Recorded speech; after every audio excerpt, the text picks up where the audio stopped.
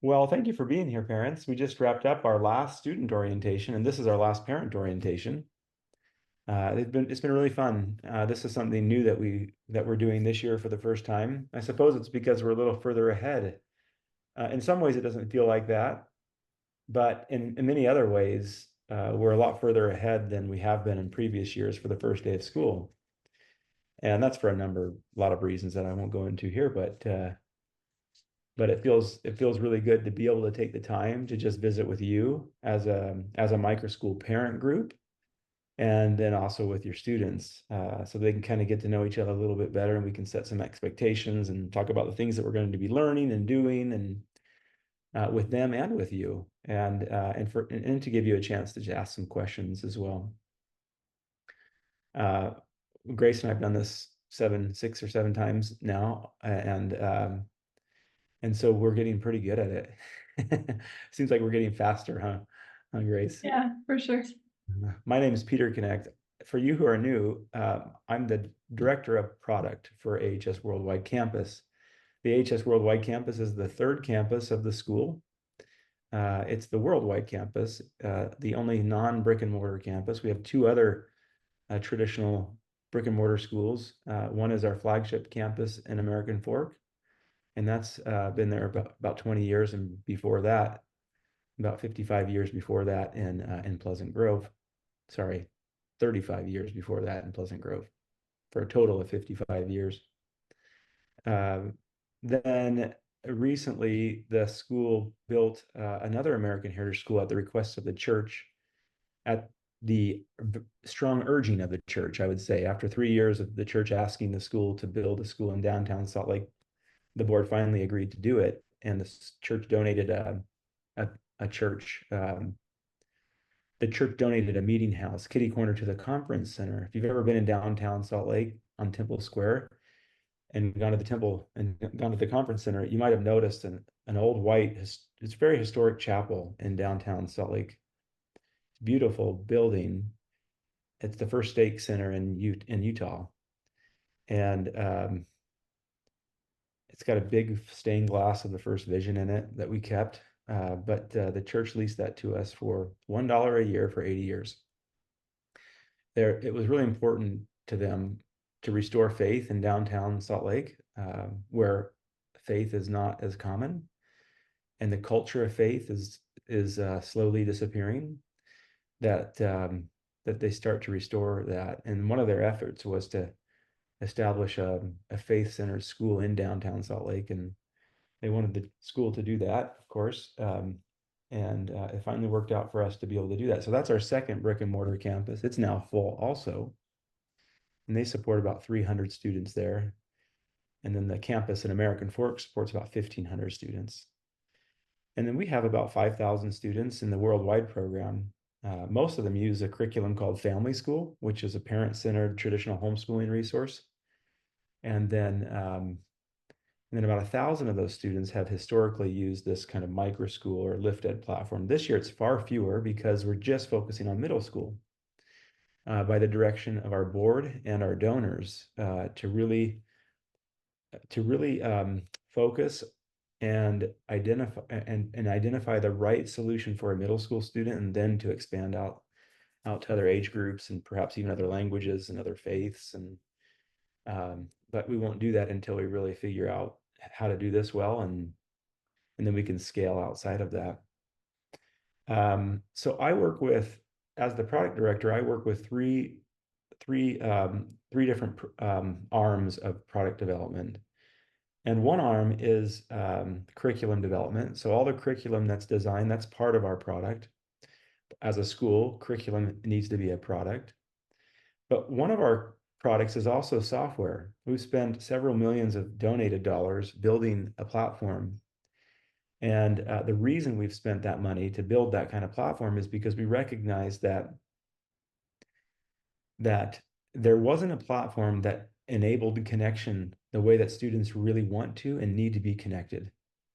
And not just connected to each other, but connected to great teachers, and connected to great coaches, and connected to their faith, and connected to their family. Um, and and so we built a platform that that allows students to be connected on all those levels in really meaningful ways affordably. And that is like the key there. Like connection comes at a cost for most programs like this. There's several thousands of dollars a year. I know because we have one of those too. It's our high school program.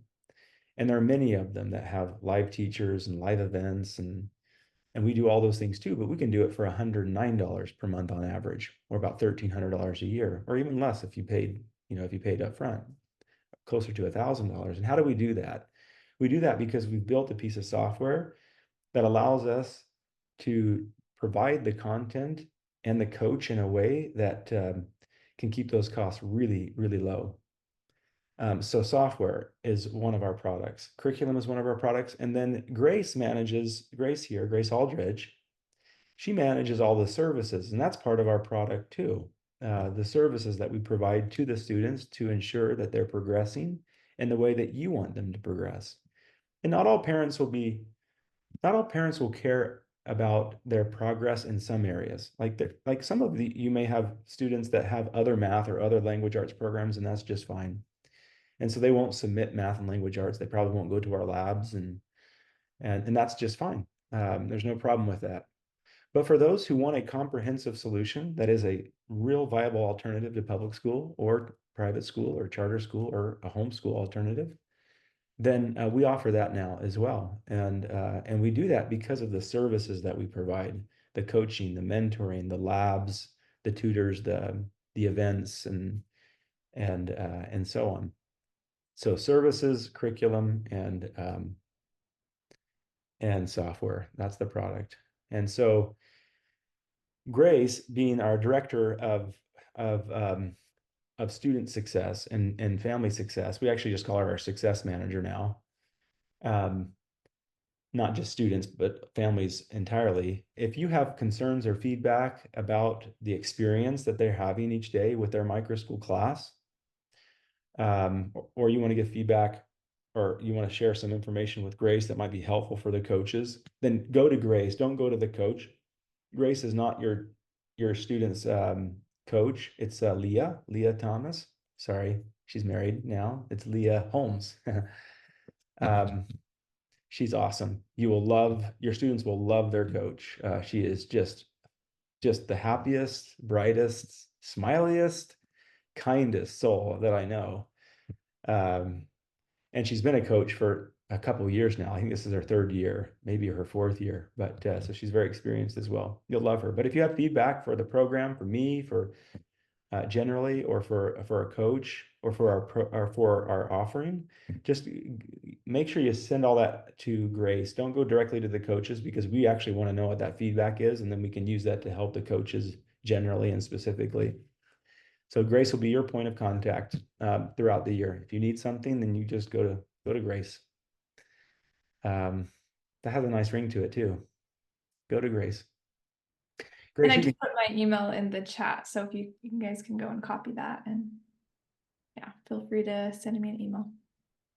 On the landing page for the AHS Micro School program, there's also a place where you can schedule a consultation with Grace. So if you need to just have 30 minutes to just talk about some things, or if you have a number of questions that you feel you still need to have answered, then you can schedule some time with her as well, using that, and she can put that in the chat as well. And I think you're going to leave. Do you have any questions for Grace before she takes off? I've got a number of things that I'm going to share here, so if you have questions for Grace, you can ask them now. Okay. And I'm putting the link in the chat to schedule a consultation. Awesome. Well, let's just jump into this. I've got a short slide deck here, you can see, and I think this will help you to understand a little bit more about what your students are going to get this year. But to start, I think what's most important is that you understand what are our goals for your students, and do those goals align with your goals and objectives and your hopes and desires for your students. The three on the bottom are actually goals that we've had for many years with all of the programs that we offer. And the two on the top in red are new for this year. And they're very important, but they're not goals that we've had in previous years. And I'll get to why that's the case here in just a second. Kind of alluded to it already. But the bottom three, deepen testimonies of the restored gospel, this has always been at the core of everything we produce, because at the core of everything we produce is the mission of the school, which is, I mean, it is American Heritage School, serves parents worldwide, and developing the hearts, minds, and bodies of students to realize their divine potential. That's the mission of the school. By 7 different ways we do that. By um, um, building the kingdom of God on. Wow, I've never forgot this. Hey, Peter. Yes. I'm so sorry. Are you sharing a presentation? Yes. Oh, We cannot see it. oh, thank you so much. I didn't click the. There you go. Thank you so much. Okay, so this is the one. This is the one where I was saying that these two on the bottom, these three on the bottom are goals that we've had in previous years, and the two on the top are new. And I started with deepen testimonies of the restored gospel because that is really the core of our mission statement, that everything that we do is driving at helping the students to find and fulfill their divine mission, their unique mission here on earth. And that doesn't just sound like a good thing. It does sound like a good thing, but they're not just words, I guess. We really are very thoughtful and intentional about how we build curriculum and experiences and software and events to accomplish that objective. There are specific methods even that are incorporated into lesson plans so that students, while they're learning subjects even like science, that they're seeing the science as it was as a tool that Heavenly Father used to create animals or to create the earth. That they see God's hand in history. They learn history through a providential view. That as they're reading classic good literature, that they're studying the lives of the character, the Christian character of these people who they're reading about. And you can make a lot of authentic connections to principles of the gospel and just Christianity in general as you learn. And that is a core philosophy of the school ever since it was founded in 1970. For you who not familiar with the history of the school, that is at the root of that's at the foundation, and those are the roots of the school. It's in Brigham Young Academy. Brigham Young Academy was closed in 1968, and then 2 years later, some of the parents who had students in that academy wanted to continue that learning by study and also by faith for their K-12 students, and so they founded American Heritage School in 1970. And they've operated with that same philosophy for almost 55 years now. And so that's a real rich heritage that is blessing my family, and that will be a blessing to your family now, and hopefully many thousands of other families to come. So one of our goals is that they strengthen their testimony. Another goal is that they really come to love learning and enjoy it and have a lot of fun doing it. School needs to be fun for kids. It's the second most important thing to them. Number one is friends, and number two is fun. And sometimes, when we think about that on the surface, we think, oh, that's not very important, but it is really important. It really is important that they enjoy what they're learning. And it doesn't mean that they always have to be playing games and laughing and smiling and those kinds of things. It's fun to the students when you ask them. It's things that are meaningful, things that are creative, things that are productive and project based and hands-on and application based and challenging even. And that becomes fun to these students. But sometimes it's just like good old fun as well. And we do a lot of that too, especially in these daily classes, competitions and games, and they will have a lot of fun. And you'll never have to remind them to get online for their class. I can nearly promise that for all of you, that you won't have to say, hey, you're gonna miss the beginning of class. So you guys, let me know if that doesn't happen. But I've talked to a lot of parents, and most parents will say, I never have to remind my kids to jump on to be in their class on time. And there's some things that we do at the beginning of class that they don't want to miss, and they have a lot of fun doing them, and that's what drives them to get there on time. So we do have some design built into it to encourage that. The second thing is, or the third thing there is that they develop meaningful and supportive relationships. That is a goal of ours for your student. We want them to meet at least one really good friend, and they'll probably meet more than one. But when they come away from the school year, we want them to leave with somebody who they've connected with. Bye, Natalie. Someone that they've connected with that becomes a lifelong friend to them. Their coach will surely be one of those relationships, and so I know that they'll get one.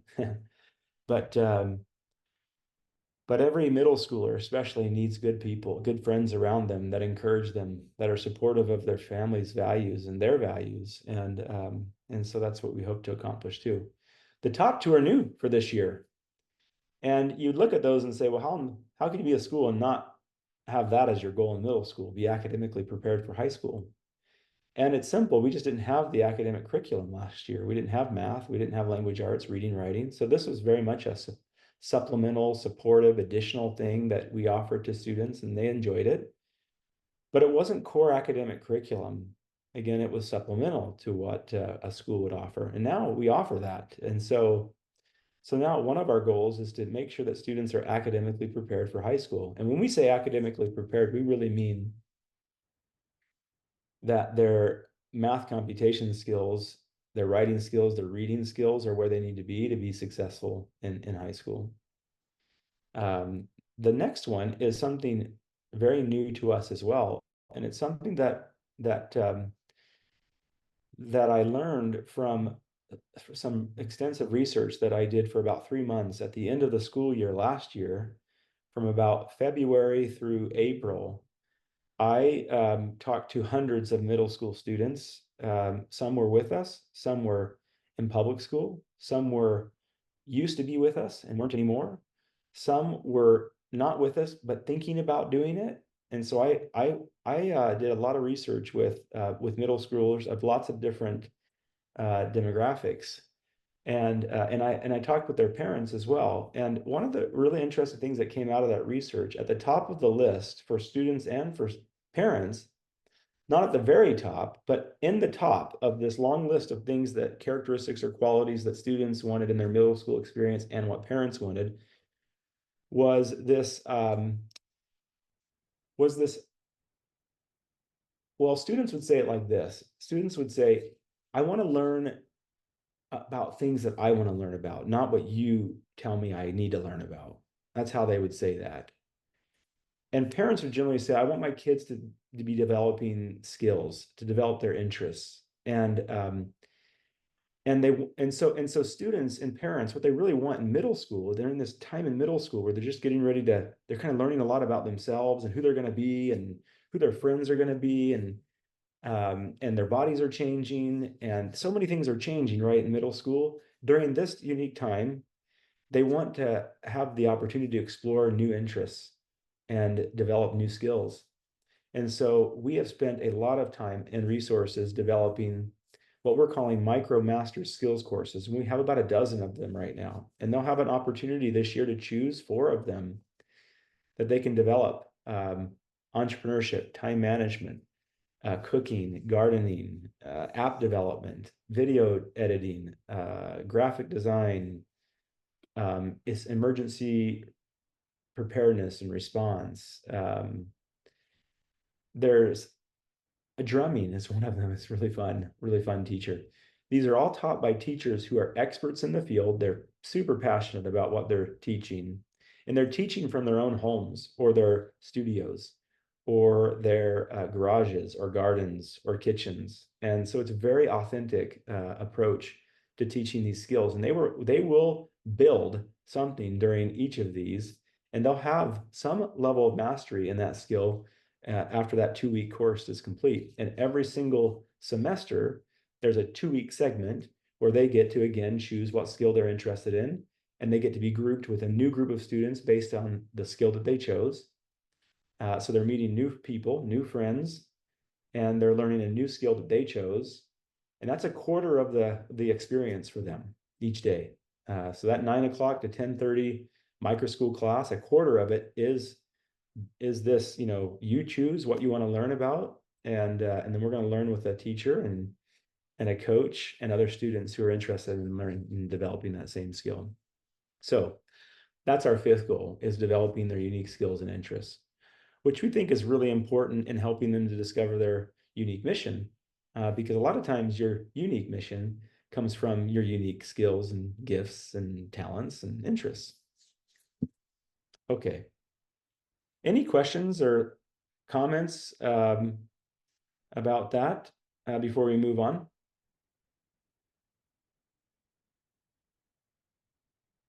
Okay. What is a micro school? When we hear the word micro school, we think, oh, this is a small school. And it is. To us, we want students to feel and understand that this is something very important, very special, very unique to them. And so the way that but in simple terms, micro schools are just simply small American heritage schools. In this case, it's a virtual small American school. In some areas, they're local. We are supporting some schools that they get together every Monday through Thursday, but they get together at somebody's house, a group of 5 or 6 or 7 students, and we love that. Like, we feel like that's actually the best solution, but that's not possible for many families, and so we provide this virtual micro school until they're able to join or create a local micro school. Like, that's really our hope, is that they ultimately can be a part of an in-person micro school for American Heritage School in their community. And that will happen for many of you. Maybe not you, but many families in the future will have access to those kinds of micro schools. And we're really excited about that. Until then, these virtual micro schools will be really important to these families, to you and to other families. A micro school is a tightly connected and supported community of friends and classmates. Each micro school will include their own name. They will come up the first week of foundations. Next week, they'll vote on, they'll submit, names. They'll vote on names. They'll come up with a name for their micro school. They'll decide what is their theme scripture for the year that they'll recite occasionally during their devotional each day. They'll have class constitution that they'll write, and that will be a document that they write that basically outlines the expectations that they make for themselves and what they want to get out of the school year and how they're going to act and treat each other. And basically it's a covenant that they make with each other, with the coach and with their class, that they're going to give this to the experience that year. And they'll refer to that during the devotional and read parts of it throughout the year to remind them. They'll design their own logo. We'll take their name and their logo and we'll put it on a t-shirt just like I'm wearing, and we'll ship them out to them, and they'll have spirit days just like they would have in a school, and they'll wear their spirit wear to class. And they have lots of events, end of unit celebrations. There's 16 of those. There's 16 units, 2 weeks each, 32 units in the year. At the end of each unit, there's a celebration. Those are really fun. Those are on Fridays, every other Friday. And the new parents will lead those. We'll talk about that in a little bit. Annual retreat, that's something we do here. Monthly devotionals, games, competitions. Our first kind of event up is on September 13th. We have a great guy. He just got back from serving as a mission president in Peru. He was a former YSA bishop and YSA state president. See, he's really good with the youth, and we're super excited to have him be our back to school fireside speaker on the 13th. You'll get more information about that via text and email. One thing that I did 2 years ago with our Eastern kind of central group, we had about 15 families that during spring break, instead of coming out here for the annual retreat, which was a little far for them, we met in Palmyra, and we had 3 days in Palmyra, and it was just an awesome time over spring break in April. And so as the year goes on, I'll be circling back with you, and if you would like to, and we'll talk with the other families in the area too. If there's enough families that want to get together, then I'll come out with my family. Maybe a couple other coaches will come out as well, and we'll do a kind of a more regional event somewhere that's a little bit closer closer to you. It wouldn't have to be Palmyra, of course, but well, it could be, but it could be Kirtland, or it could be some kind of a American history site or a church history site. But be thinking about that. We would love to do that if there's enough interest in your group, and you'll get more information about that. It's really possible that this group will be split. We're at 35 students, and that's the max that we have in a group. So if we get to 40, or when we get to 40, we'll actually split this group into two groups of 20. So right now it's a central and an eastern group combined. But we hope that our enrollment continues to climb to the point where we can split both of those groups. So central will actually be starting at 9 o'clock Eastern, which is 8 o'clock Central. And we did that so that it wouldn't bump up against the lab that's available to each of the students. So if you're in the central time zone, you'll actually start at 8 o'clock, not 9 o'clock, because you're starting with the Eastern time zone students as well, who will be starting at 9 o'clock. And then if we split, then we'll basically ask you parents, we'll just do a little quick poll, like, do you want to keep meeting at 8? You can if you want to, or do you want to move to 9 o'clock like the other micro school groups are? And that'll just be totally up to you as a collective group. Foundations Week. We've talked a little bit about this already. That's just really a fun week for the students to learn who is AHS, and what is a micro school. What are we learning this year? That's the second foundations lesson, and then how to be successful is the third lesson.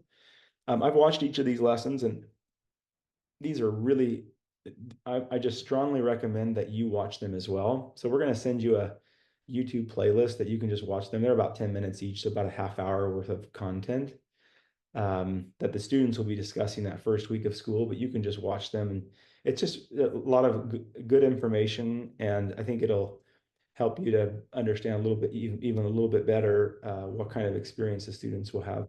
But when you get that playlist, please don't share it with your students. We want them to watch it for the first time next week. During Foundations Week, we'll talk about what it means to lay Christ at the foundation of all we do in our learning, and the methods that we use to actually accomplish that. 4Ring is a really big one: research, reason, relate, record. Every lesson follows this learning framework. Research academic concepts from great books, good resources, primary sources. And then when we're finished with the academic research of a topic, then we will reason from that research a principle of truth. And then we will relate it to the student. We'll invite the students to relate it to their lives. Those two R's in the middle are really important. They're really what makes it unique for the school. Because the fourth one is record, which is really like make a record of your learning, like demonstrate learning, make a record of your learning. It could be a writing thing, a creating thing, a debating thing, a recitation. There's lots of ways that you can record, but research and record is pretty common in any school. It's the reasoning and relating that are very unique to the school. It's the reasoning from the academics, the principle of truth, and then asking the student, okay, what are you going to do differently because of what you've learned today and what you felt today? And so that's how we lay Christ at the foundation of all of our learning, but not just all of our learning, our activities, and our assignments, our projects that we're completing. Everything we do, we try to lay Christ at the foundation of that. Then we'll invite the students to organize as an actual micro school. That's when they'll start, throwing out names and ideas for theme scriptures, and we'll have lots of polls. And at the end of the week, we'll have a decision. We'll have come up with a name and a theme scripture. They'll have written their class constitution, and maybe even design a logo. It seems like every group we have some artists, and so we'll lean on them to help design a logo, and then they'll turn those logos in, and our designer here will maybe refine it just a little bit before we put it on a t-shirt. Okay, foundations lessons. Like I said, we'll send those out to you soon, and you can review those on your own time. Now, before I move on to logistics here, let's just pause and just make sure that you guys don't have any questions that about what I've talked about so far. We're going to get into a lot of other details. We're going to talk about math and language arts and understanding those two programs. And we're going to talk about how to review your students' work and some other logistical kinds of things. But before we move on to that, I just wondered if there's any questions about anything I've asked so far.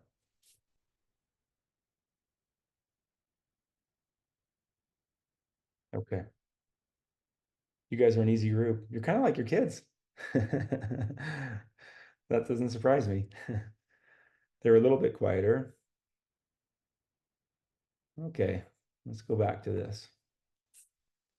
I'm gonna post a few links that you can open up right now if you wouldn't mind, if you can. And then we're gonna send an email tomorrow by noon with a recording of this parent orientation with all these links with my PowerPoint here. So don't worry if you aren't able to do this right now or you lose a link. But these are these four things. There's three here, and then there's one on the last page. I'm just going to open up each of these links and just talk with you a little bit about what each of them are. This first one right here is the student health and safety notification form that we're using. And I'll just throw that in the chat right here. And you can read about, just read the description and give you more information. But in short, it's simply a document that allows you to help us be notified of anything that might be helpful to us, that you want us to know about your student, to be aware of, or to be sensitive to, or to be prepared to help them be successful. So if there's anything that you want to share with our coach, with your student's coach, then this is how you would do that. The next one is a way to volunteer and to serve. There are lots of opportunities to serve the AHS Worldwide Campus, and regardless of where you're at. And this document just allows you to review each of those ways that you can potentially serve, and hopefully you'll pick some way that you can help support your students and support us as a worldwide campus. There's one at the bottom that's just other. Yes, I would be willing to consider other ways in which I can be of service as needed. And this is kind of just a catch-all. So if you put that there, then our PSO president, Parent Service Organization president, will reach out to you as we have needs and see if you're interested in helping. And if you're not, that's fine. But that's a way to volunteer generally. And these are ways to volunteer specifically. There's one that I'll just mention right here, microschool parent leadership. This is always the thing that seems like parents are most worried about. I promise it's not a lot of work, but it is really, really important work. I mentioned earlier that at the end of each unit, there's a celebration that we do. This is a method that we use. It's not just something that we do for fun. It's actually something that we do as part of our curriculum on campus and for our students around the world. And at the end of the unit, they've been studying for 2 weeks something specifically. Like they've been studying and they've been doing a deep dive into zoology or the Civil War or a book that they've been reading, like Carry On, Mr. Bowditch, or a health unit. And while they're doing this unit for 2 weeks, they're completing each day a step of a project.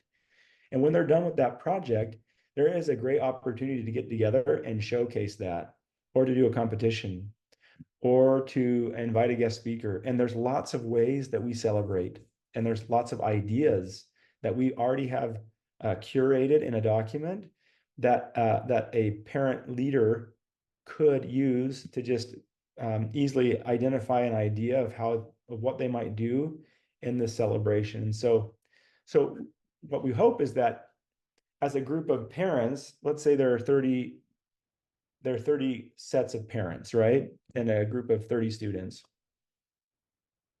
There's about 32 weeks of school. So the parent leadership committee, which would probably consist of 3 or 4 people, three or four of you parents, would organize with all the parents to build a calendar. And each of the parents would basically decide, like, oh, I want to be in charge of this week or this unit, or I want to be charged of this unit. And then the parent leadership committee would just make sure that they're supported in a way where that celebration can be successful. It's a little daunting when you haven't done a celebration, but as you look at the actual celebrations, and I'll just show you one so you can see that these are pretty simple. And this will help you see where they're at too. But I got to make this screen a little bit smaller because I have a bar that's in the way. All right. Oh, let's see here. Where is it? Oh, it doesn't look like it's open. Let me get rid of some of this stuff. Let's go to micro school. This is your, actually, this is, I think this is Mary. So oh, this is a test account. Let me just sign out, and I'll sign out and I'll sign back in as one of my favorite childhood mothers, Caroline Ingalls. I created an account for Caroline and signed up Mary, and Laura isn't a student. She's not enrolled, but Mary is enrolled. So if you click on any of your students from your dashboard, this is how your dashboard looks right now. And there's some things that'll change before even the first day of school. You can click on these subjects. This is your character core. These are the courses where we have celebrations. And it's that character core class in the morning from 9 to 10:30 or 8 to 9:30 in the case of our central students. Math and language arts don't have celebrations, but science, history, literature, health, and all of our MicroMasters courses have celebrations. So if you click on one, this is where you can actually review your students' progress. So this is kind of neat to see. You can open up any lesson and you can see how many points they've earned in each of the different assignments that they have in those lessons. If you were to see a yellow exclamation point, it means they've missed something. And then if you see blue, it just means the next lesson up. And you'll become more familiar with this, but this will just give you a quick overview here at the top. It shows you your course progress. Looks like Mary's on track for a B. Everything's zero-based graded, so every student can achieve an A. They can go back and redo work. They can submit additional homework or additional assignments, record assignments. You can see there's 2 assignments each lesson. They don't have to do both of them. Well, they don't have to do either of them. That will be you that decides that with your child. But if they want to submit both the assignments, then they can get extra points. And if they're behind and they need more points, then they can do that.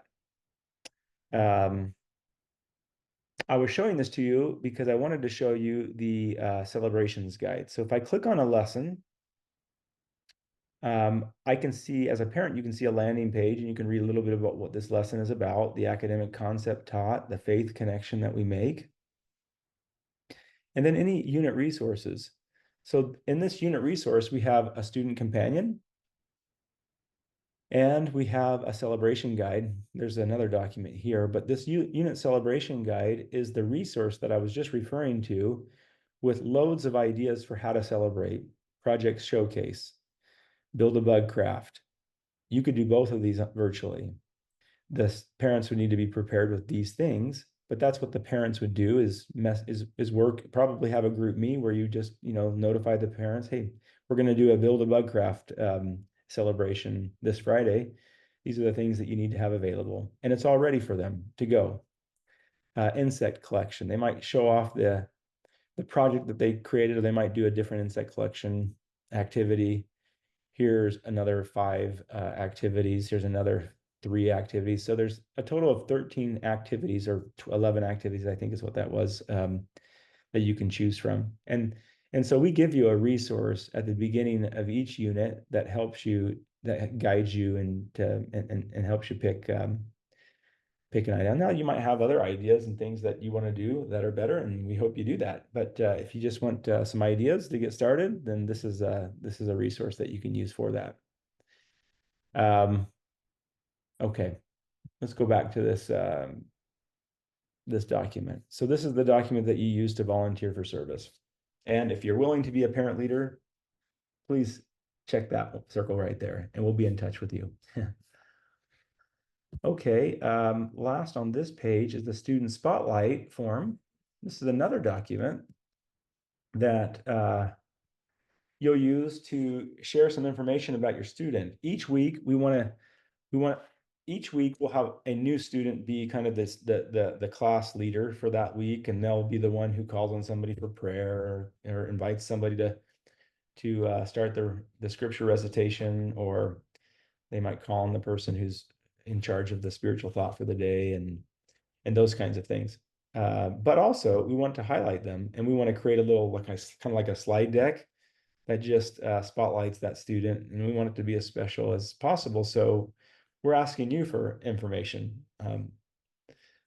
If you just use this form to answer these questions, that'll give us a lot of information that we can use to build that slide deck. We'll share that with you as well.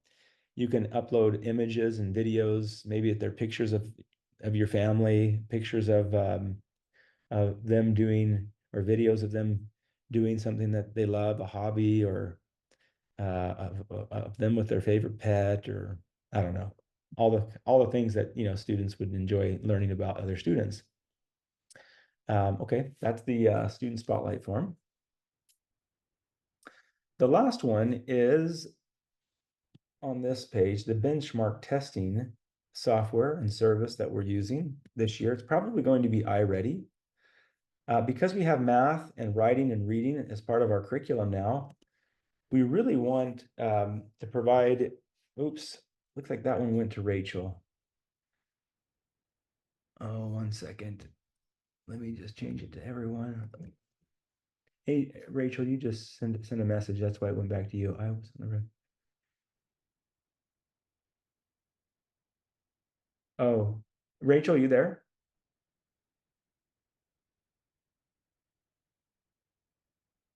Hmm. Okay. Anyway, so this is the testing service. This is a benchmarking and diagnostics testing service. It's not uncommon in public school. In fact, it's required in public school. No, it's not. I think it's still optional. You can opt out of it. And you can opt out of it here too. But if you want to have a benchmark at the beginning of the year and then have a diagnostics report that shows, their improvement in each of these academic disciplines, then this is what we're going to offer. We're going to pay for a license for your student to take the test in the beginning, in the middle, and at the end. If they don't want to do it, they don't have to. If you don't want them to do it, they don't have to. But if you want that kind of a tracking and assessment information, if you feel like that's helpful to you, then we'd love to provide you with a tool to be able to do that. We also would like to use that to measure the effectiveness of our program internally and make improvements to our math and language arts program. We won't share that with anyone, not the coaches, not our staff. We'll use it as a curriculum development team only. So no, we don't share that with the state or the federal government. We don't have to as a nonprofit private school. And that's a concern that a lot of families have about these tests, and that's not something that you have to be worried about with these kinds of tests with us.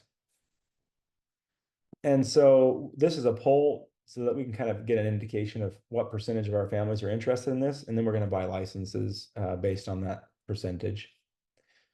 So just fill that out. It takes 2 seconds. If you're not interested, just let us know you're not interested. That's fine. If you are very interested, then just put yes there. Alrighty.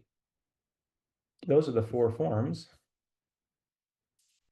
Now, before I go on to the last, oh yeah, student assessment day is tomorrow.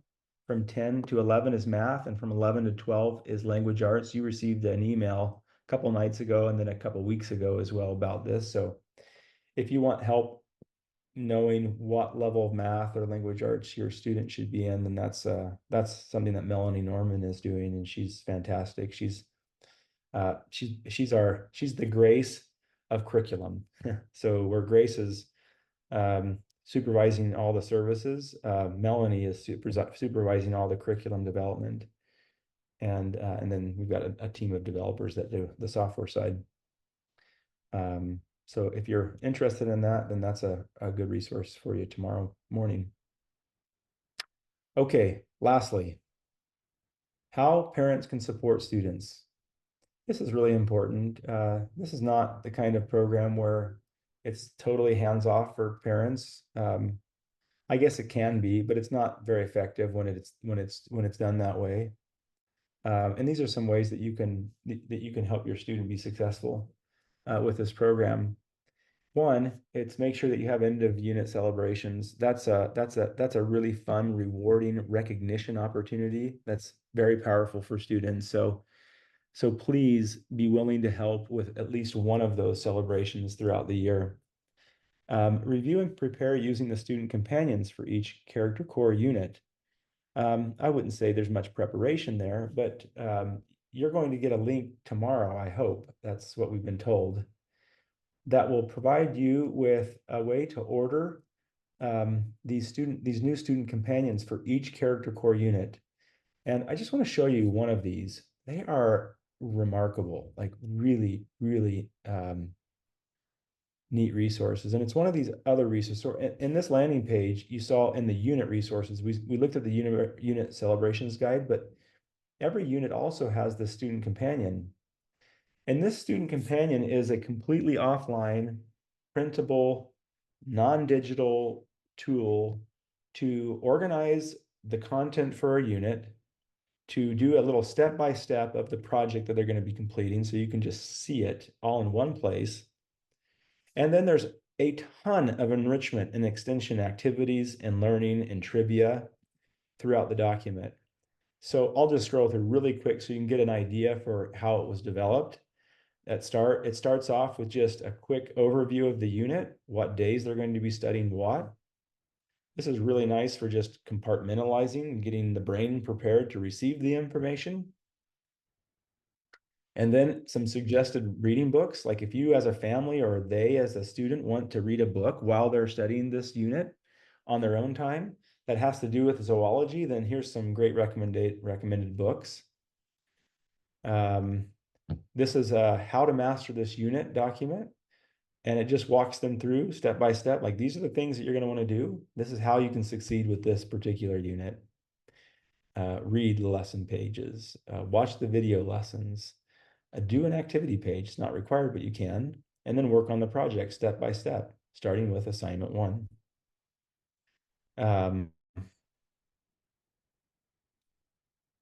Then it just gives a real high level outline of the project. In this case, in zoology, we're doing an insect presentation. Now, every lesson has another activity or assignment that they can do. If they don't want to do this one and they want to do something else, then there's another option for them. So they're not required to do the project, but the project will be what the coach is focusing on each day. Like at the end of each lesson, the coach will talk about the next step in the project and answer any questions the student might have and give suggestions for how to complete the project. He'll highlight students who've been doing a really good job on their projects and ask them to share the work they've been doing so they can show the other students what theirs looks like so they can get better ideas and work together. But this is just a high level overview of the project and what they're doing lesson by lesson. Here's the first lesson that they're studying. And again, this is in a manual now. This is not online. They could have this off to the side while they're learning online with the students, or they could just do it in a whole nother time. But there's just lots of little tidbits and information and trivia. And then it's the project. Like this is the first step of the project, and it just outlines the project really concisely for the student, gives them instructions and a prep list and those kinds of things, gives them a rubric so they understand this is how I'm going to be graded for this project. Then here's the optional assignment. It's always assignment 2. Assignment 2 is always the optional assignment. Assignment 1 is always the project. Then you can see we can carry on with some enrichment. Okay, while we're studying zoology, what are some professions that you might be interested in if you love zoology?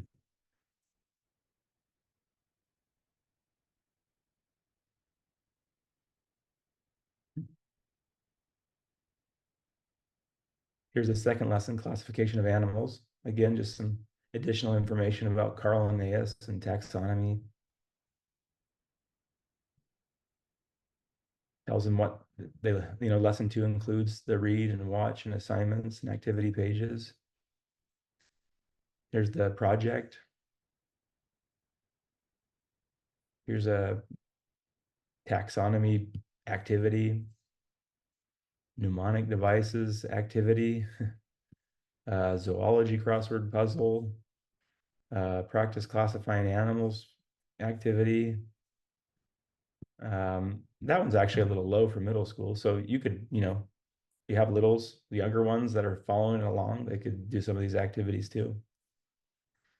Lesson 3, Introduction to Invertebrates and Vertebrates. There's the project. Here's the optional assignment or activity. There's another activity, another activity, another activity, another activity. Some information about worms. This is our 4th lesson. Here's the project. Here's the optional activity, and so on. And that kind of gives you an example of what a project or what a student companion for each unit looks like. So again, like I said, you're going to have on your dashboard tomorrow below this referral program, it's going to go member map, family directory, referral program, and print store. And when you click on that print store, you can go to the zoology and order the student companion. They print at our cost. So whatever they would charge us to print these, that's what you're paying. We don't make any money on anything that you're ordering from the Alpha Graphics print store. They ship it for free, so it's very, very affordable. You can download it and print it yourself, and some people do that because they want to print it black and white, and it's a little bit cheaper that way. But even the full color prints from Alpha Graphics are about the same price as you could print black and white on your home printer, depending on what printer you have, of course. Okay, so that is the student companion that we use in the character core units. All of the content that we provide can fall under 2 different categories, character core and academic core. So everything where your students, everything that your students are studying together as a micro school class is called character core. History, science, literature, health, and MicroMasters courses this year. So when they're getting together in the morning with their class, they're studying a character core course. When they're independently learning, that's an academic core class, like math and language arts. And understanding how math and language arts is really an important part of helping them be successful with those programs that they're working on independently. And there's plenty of time in the day to do that. There's, if they're in school from 9 to 10:30, they'll have an hour and a half between 10:30 and noon before the lab. So most of the students, I think, will do their math and language arts homework so that if they have a question, they can go to the lab at noon and ask questions from the tutors that are there, who are there. And there's 3 math labs: Monday, Tuesday, Wednesday's a math lab, and then every Thursday is their writing lab. And then every Friday they actually turn in their writing assignment in language arts. So if they want some feedback before they turn in their writing assignment, then Thursdays will be the day to do that.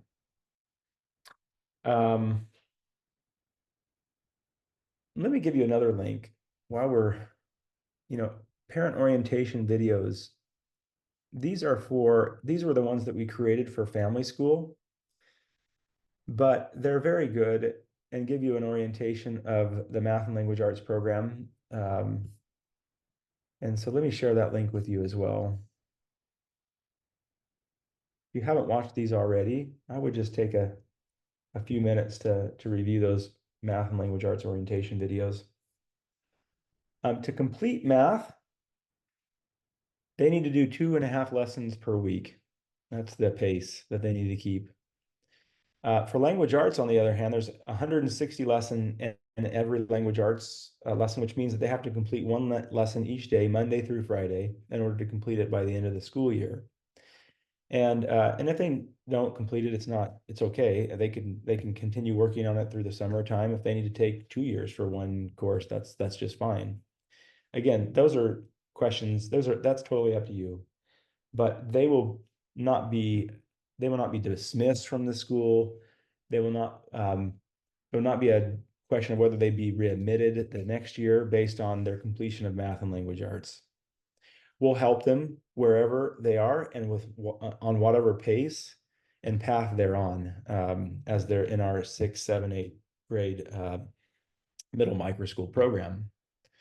But as a parent, you might want to set an expectation with them. and just have a very specific schedule for them. There are recommended schedules for math and language arts that come with the math and language arts program, and the students will have those, and they can follow those, and so can you as parents. For math, we use a program called Derivita. Derivita is is an online math tool that basically takes our math program and converts it into more of a mastery-based math program, and gives the students a lot of additional help, automated help with their problems I just completed a Derivita practice set at the end of the lesson for level 6. And every practice set has 10 questions. And as they're completing these questions, if they have a question, they can see how the problems work. If they miss they'll have to work the problem, and if they miss it, they can try again, and it'll give them some suggestions. They miss it again, they can see how the project was completed, and then they can ask for a new question that is teaching the same principles, just different variables. And they'll actually work through a math lesson, mastery based. And so if they don't complete that level at 90% or higher, they can't unlock the next level. And so in math, you'll always know that your students are earning an A. And that's not really that important, the grade, but what's really important is that you know that if they're moving from one lesson to the next, it means they've mastered the concepts of that level, the preceding level. And so you can be ensured that they're not moving forward with a lot of gaps in math as they're moving forward within their own pace. Language arts doesn't work that way, but it is still an independently led course. It includes root words, Greek and Latin root words. Every lesson has Greek and Latin root words, a reading comprehension kind of a segment, and then a writing segment that is working toward the writing assignment that they have that they submit at the end of the week. And because it has so many disciplines in a comprehensive language arts program, that's why you'll see that it needs to be something that the students complete each day in order to complete that level within the year. All right, let's see. If they need additional help beyond what is available to them in the lab, and some students do, just like our other campuses, we do have a list of tutors. So if you need to hire a tutor to help once a week with writing or with math, then all of the TAs and coaches who are in the labs, most of them are open for hire directly for private tutoring, and they have their own rates, and you'll contract directly with them. We don't get involved in that, so you'll just work directly with them if you need an extra tutor for your student. You have access to all levels of math and language arts. So if you need to change to a level, you've completed one, and you need to move to the next level, then Grace can help you with that. If you get into a level and you're like, they're really struggling to complete the practice sets, then you might want to drop them down to the level before and help them be successful in that level before they move on to the higher level, or to the level that they were at. And in that case, you would just email Grace and just say, hey, could you open up the next level down for my son or my daughter? And she can do that manually. You'll eventually be able to do that on your own, but that tool is not in the system yet, and it won't be when school starts. So until it is, you can just reach out to Grace and she'll help you with that. And I think that's it. That's everything that I have to cover. I mean, I guess there's one little thing here, and that is this is our first year providing such a high touch, high connection, high impact, comprehensive school alternative. We'll be learning along the way and improving throughout the year. Please share your feedback. I think I said that already. And please be patient with us.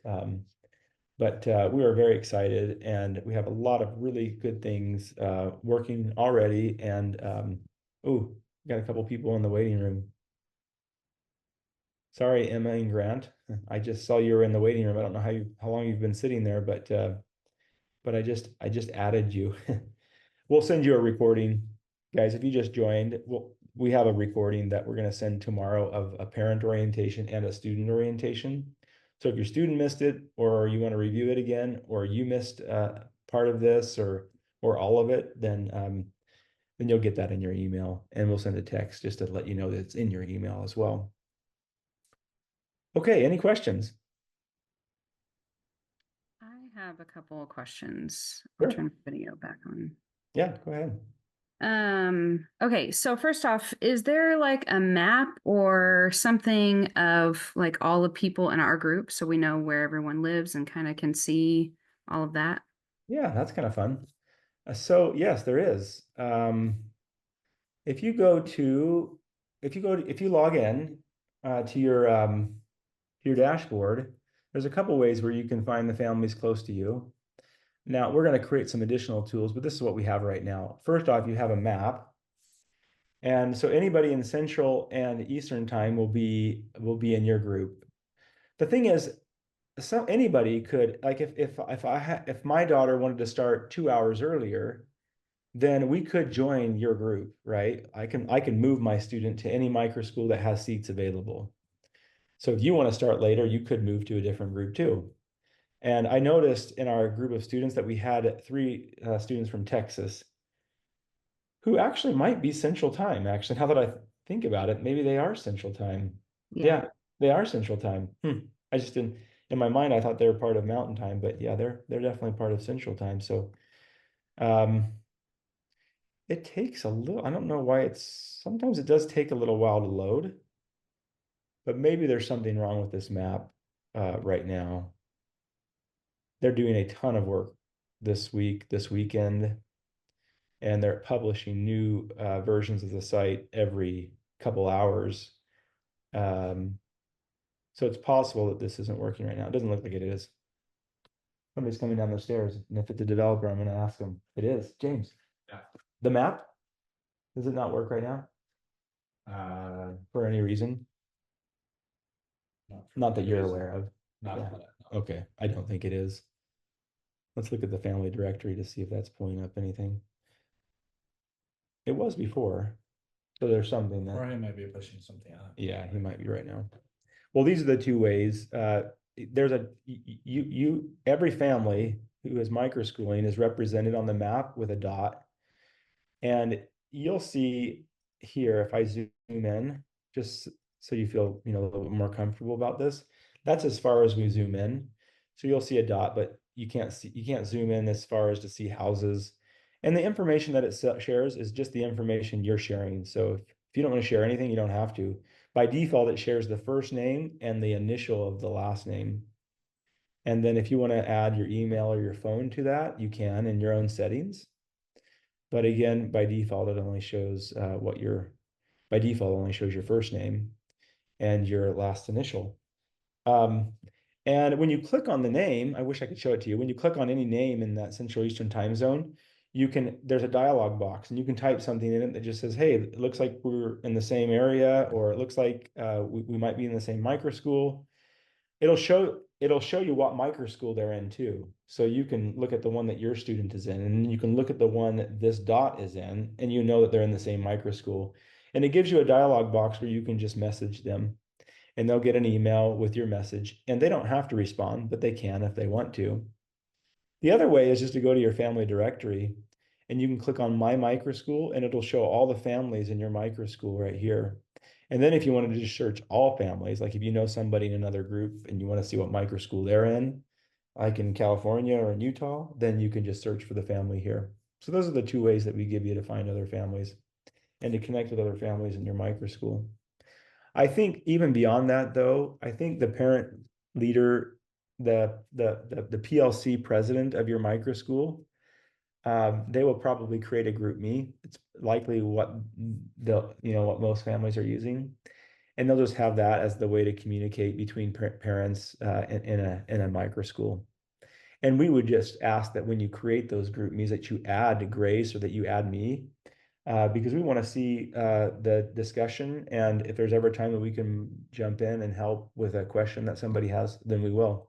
But we also want to see what you're doing and when, and that's where you'll be talking about those things. And And we might even come out at some point and visit you and join you with one of the celebrations that you're doing if it's ever in person, like the Palmyra one. In Utah, obviously, we do that. We can do that a lot easier because of proximity.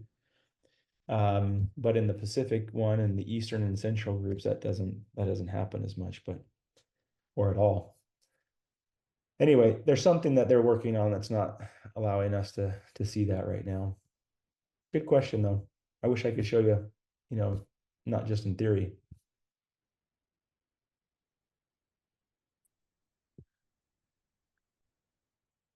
Any other questions? Yeah, I have two more. Sorry. That's great. What time are the parties on Friday, or is that just determined based on our group? Totally up to you. Okay. Yeah. And then will the labs be at noon? What time noon? Yeah, Mountain Time. Mountain time. Okay. Okay. Mm-hmm. All right. Yeah, because those are for all students together, we just had to pick a time. And so they'll always be 2 o'clock your time. Okay. Or I guess 1 o'clock if you're central. Yeah, 1 o'clock. Yeah. Okay, perfect. Mm-hmm. One more. You said you had two more. Oh, you were talking about the math. I looked at the math and the language arts through Family School. Is that where we're supposed to look at it, or will we have like a link in their micro school? Yeah, for now, the students can look at it in the platform. So you could log in as your student and you could see what they see in the micro school platform. And in math, in language arts, it's exactly the same. Okay. What you see in family school is exactly what the students will see in micro school. In math, there's one more tool that the students have in micro school. We've hired a middle school math teacher to teach each level and record that lesson using just a screen recorder. And she's walking through and she's working on the problems and she's completing problems with them so they can actually watch and listen to a teacher. Yeah. And so they can pick between those two methods in micro school. They don't have that in family school, just the written lesson. But yeah, family school is a great way to review the math and language arts programs for 6, 7, and 8, and any level for that matter. Okay. Thank you. Of course. Great question. Great questions. Anyone else? I've got two questions. Okay, go for it. Because I'm an honest and awesome parent, I have completely forgotten my student's login, even though I created his account. Oh yeah, great question. Hoping there's a way I could recover that. Yeah, and we're doing a little video and sending that to parents. And it's how to help your student log in the first day. And if you've forgotten your password, this is how you reset it. So let me just show you right here. And if you don't follow this or you forget, don't worry. We're gonna, like I said, we're gonna send a text with a link to a YouTube video to help you with this. From your dashboard, from your parent dashboard, you will see any students enrolled. In this case, Caroline's daughter, Mary. Actually, sorry, that's not the place. You go to My Students. And then you see all the students that you've added, even the ones that aren't enrolled. Like Laura has been added, but she's not enrolled right now. But Mary is. And so if I edit Mary, if you click on these three dots here, you can edit Mary's password down here. You just create a new password. So her username, I can change it.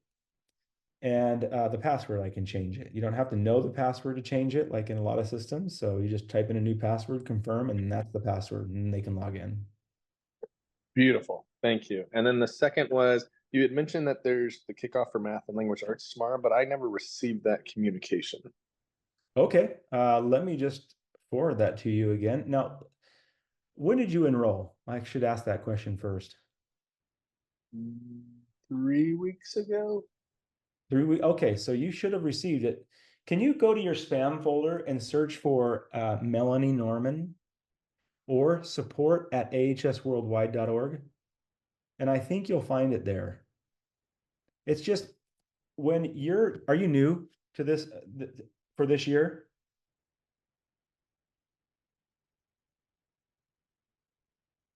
Jeffrey, is this your? Sorry, I was on my email and I had to get back. Yes, we are new this year. Oh, okay. So that actually makes a lot of sense. If you probably haven't received any email, I'm guessing, because they're all going to your spam folder. Okay, I'll double check. Yeah, the only email I've received is for this orientation meeting. And that's because it came directly from Grace's computer. Like she sent that out using a mail merge.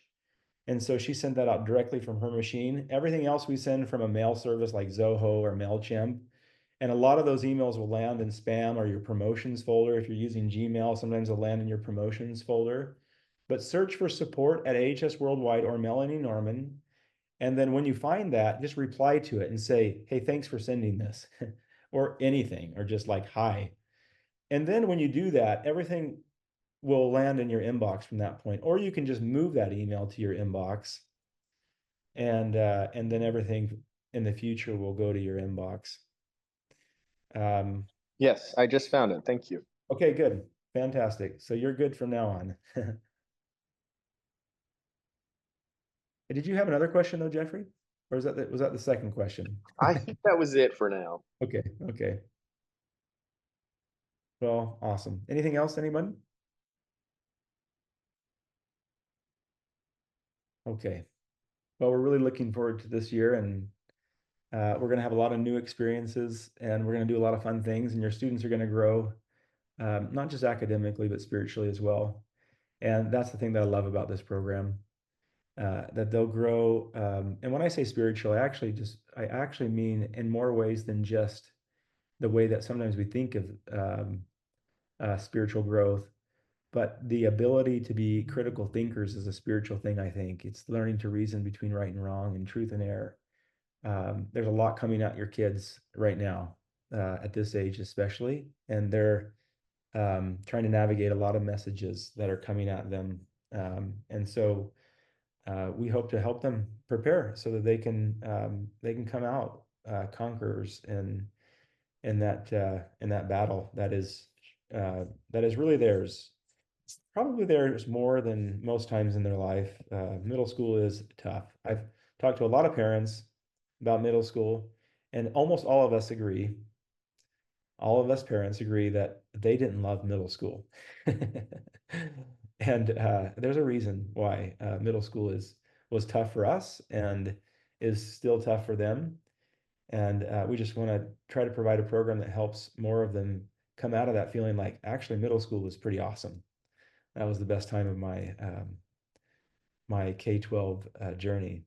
And I think it can be if it's done right, with the right people and the right tools and the right resource curriculum, the right mentors, the right kinds of experiences, the right kinds of projects, the right kind of learning, the right kinds of friends. I think it can all be something really, really amazing, as opposed to something that kids want to hide from and never remember, and just get through. Maybe I'm a little biased there. I didn't have a great middle school experience, but will be a wonderful year. Thank you so much for joining, and we'll see you very soon. Welcome.